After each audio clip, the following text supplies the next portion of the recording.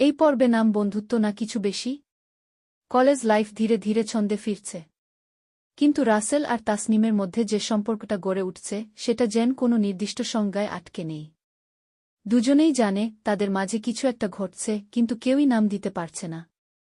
Library হয়ে উঠল সাক্ষাতের জায়গা। প্রায় প্রতিদিনই ক্লাস শেষে তারা দুজন লাইব্রেরিতে যায়। বই খোঁজে, মাঝে মাঝে কথা হয়, কখনো একসঙ্গে নীরবতা উপভোগ করে। আর এভাবেই গড়ে ওঠে এক অদৃশ্য সেতু। একদিন লাইব্রেরিতে বসে বই পড়ছিল রাসেল। হঠাৎ তাসনিম এসে বসে পাশে। রাসেল একটু অবাক হলেও কিছু বলে না। আপনি কি কখনো কাউকে না বলেই অনেক কিছু বলে ফেলেছেন? রাসেল তাকিয়ে বলে, বলেছি। ডায়েরির পাতায়। শব্দেরা যে মুখে বলে না তারা কলমে বেঁচে থাকে। তাসনিম মুচকি হেসে বলে, ডায়েরি এখনো কেউ লেখে? আমি ভেবেছিলাম এই শহরে শুধু ফেসবুকেই মানুষ মনের কথা বলে। আমি এখনো কলমে বিশ্বাস করি, রাসেল শান্ত গলায় বলে। তাসনিমের চোখে এক ঝলক মুগ্ধতা খেলে যায়। এমন ছেলে এই শহরে বিরল। প্রথম একসাথে হাঁটা। সেদিন কলেজ শেষে হঠাৎ বৃষ্টি। কেউ কেউ ছাতা নিয়ে বেরিয়ে পড়েছে, কেউ আবার ছুটে যাচ্ছে ছাদের নিচে আশ্রয়ের খোঁজে। রাসেল বারান্দায় দাঁড়িয়ে বৃষ্টির দিকে তাকিয়েছিল। হঠাৎ পাশে এসে দাঁড়ায় তাসনিম। আপনার ছাতা নেই? না। থাকলেও ব্যবহার করতাম না। বৃষ্টি ভালোবাসি। তাসনিম হেসে বলে। বৃষ্টিতে ভিজে কি কেউ কখনো কিছু ভুলতে পারে? হ্যাঁ, রাসেল ধীরে বলে, আর কখনো কখনো কিছু মনে রাখেও। বৃষ্টিটা হালকা হয়ে এলে তাসনিম বলে, চলেন হাঁটি একটু। আপনি?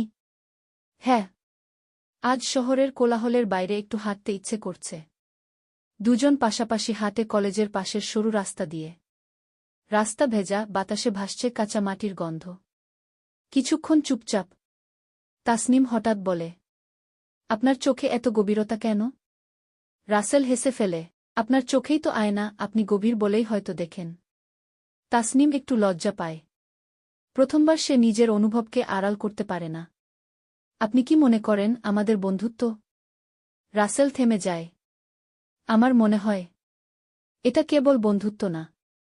তাহলে? কিছুটা চুপচাপ ভালোবাসা। নাম না জানা ভালোবাসা। তাসনিম চুপ করে যায়। তার ভেতরে কিছু একটা কেঁপে ওঠে। এই চুপচাপ ছেলেটি কি সত্যিই তার হৃদয়ে দরজা খুলে ফেলেছে?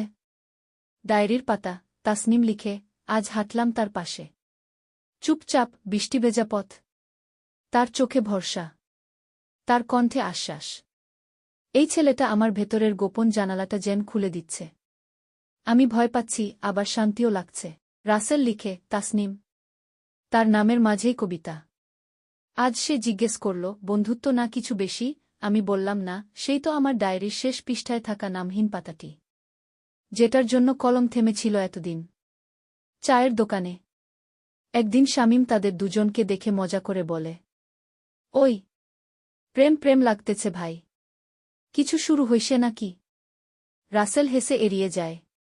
তাসনিম একটু লজ্জা পায়, কিন্তু সে চুপ করে। বাইরের সবাই হয়তো সহজেই ভাবছে তারা প্রেম করছে, কিন্তু এই দুই তরুণ তরুণী জানে তাদের ভেতরের সম্পর্ক এখনও গোপন, কোমল এবং গভীর। একটা গান। তাসনিম একদিন রাসেলকে একটা গান শোনায় ইউটিউবে। তুমি রবে নির্বে হৃদয়ে মম। রাসেল শুনে কিছুক্ষণ চুপচাপ থাকে। এই গানটা আমাকে কেন যেন তোমার কথা মনে করায়। তাসনিম বলে, তুমি তো আমার নীরব হৃদয়ের মানুষ। এটাই তাদের প্রথমবার মুখে বলা হয়, যদিও প্রেম শব্দটা কেউ উচ্চারণ করে না।